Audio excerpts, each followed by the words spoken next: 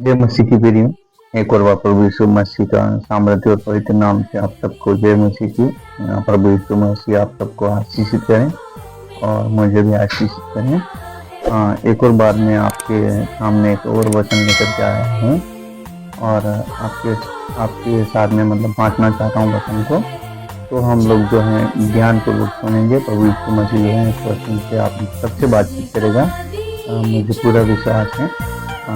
आइए हम कुछ वचन को देखेंगे और हम लोग जो है पहला यूहन्ना उसका 5 अध्याय का जो है हम लोग 11 से लेकर के अगर 13 वचन तक पढ़ते हैं तो यहाँ पर जो है हम लोगों से बातचीत करता है। 11 से 13 वचन तक देखेंगे तो वह गवाही ये है कि परमेश्वर ने हमें अनंत जीवन दिया है और ये जीवन उसके पुत्र में है। जिसके पास पुत्र है उसके पास जीवन है और जिसके पास परमेश्वर का पुत्र है उसके पास जीवन भी नहीं है। मैंने तुम्हें जो परमेश्वर के पुत्र के नाम पर विश्वास करते हैं वो इसलिए लिखा है कि तुम जानो कि अनंत जीवन तुम्हारा है। का धन्यवाद। कितने अद्भुत और पवित्र बात है यहाँ पर लिखी हुई है। यूहन्ना द्वारा जो परमेश्वर का सिद्धांत और ये बात जो है आपके लिए मेरे लिए लिखी और पवित्र वचन आप यहाँ पर हम लोगों से कह रहा है, बात कर रहा है और गवाही दे रहा है, यहाँ पर वचन दे रहा है। और वह गवाही ये है कि परमेश्वर ने हमें अनंत जीवन दिया है और ये जीवन उसके पुत्र में है। उसके पुत्र परमेश्वर के पुत्र में है और परमेश्वर का पुत्र कौन है? यीशु मसीह है। जिसके पास पुत्र है उसके पास क्या है? जीवन है। जिसके पास परमेश्वर का पुत्र नहीं है उसके पास जीवन भी नहीं है।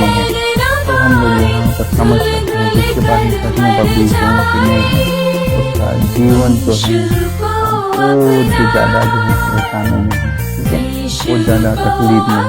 पता नहीं उनके जीवन में कौन कौन सी बातें घट रही है, हम बता नहीं सकते। ऐसी बातें उनके जीवन में हो रही हैं। लेकिन साथ ही साथ वचन जो है 13 वचन कहता है कि मैंने तुम्हें जो परमेश्वर के पुत्र के नाम पर विश्वास रखते हो इसलिए लिखा है कि तुम जानो कि अनंत जीवन तुम्हारा। अनंत जीवन तुम्हारा तुम कौन? मैं और आप, है ना। अनंत जीवन जिसका है हमारा है और यह हकीकत में हम लोगों को देखने को मिल रहा है। जो प्रभु यीशु मसीह पर विश्वास रखते हैं आज के समय में उनका जीवन और जो नए विश्वास रखते हैं उनके जीवन में रात दिन का हम लोग फर्क भी है, ठीक है। तो ये वचन हम लोगों से इस प्रकार से बातचीत कर रहा है, सिखा रहा है। और मैं एक और वचन आप लोगों को देना चाहूँगा। कुलिंथियों का पहला अध्याय और 26 और 27 वचन अगर हम लोग पढ़ेंगे तो लिखा है अर्थात उस वेद को जो समयों और पीढ़ियों से गुप्त रहा परंतु अब उसके उन पवित्र लोगों पर प्रकट हुआ है जिन पर परमेश्वर ने प्रकट करना चाहा कि उन्हें ज्ञात हो कि अन्य जातियों में उस वेद की महिमा का मूल्य क्या है। और वह यह है कि मसीह जो महिमा की आशा है तुमने दे रहा है। हालेलुया। कितने अद्भुत बातें। समय निकल गया हो, बहुत अच्छे से प्रभु यीशु मसीह का ये दिन देखना चाहते थे, है ना। उनके जीवन के द्वारा ये चमत्कार और अद्भुत काम वो देखना चाहते थे अपने जीवन में, लेकिन देख नहीं पाए, ठीक है। ये बातें आप पर और मुझ पर प्रकट हुई है तो हमें सच में विश्वास करना चाहिए, ठीक है। और एक विश्वास योग्य इंसान बनना चाहिए, ठीक है। प्रभु यीशु मसीह को सच में विश्वास करना चाहिए।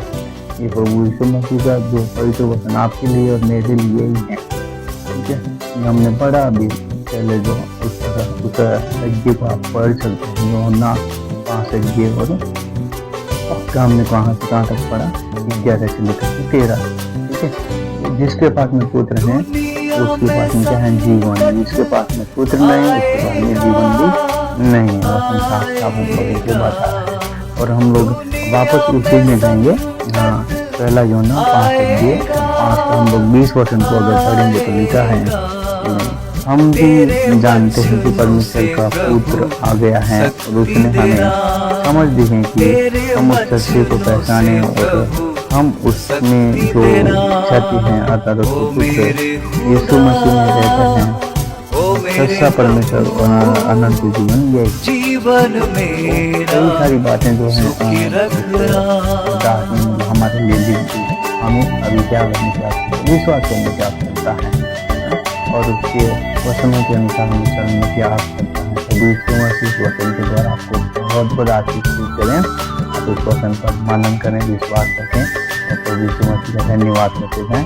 जय मसीह की जय।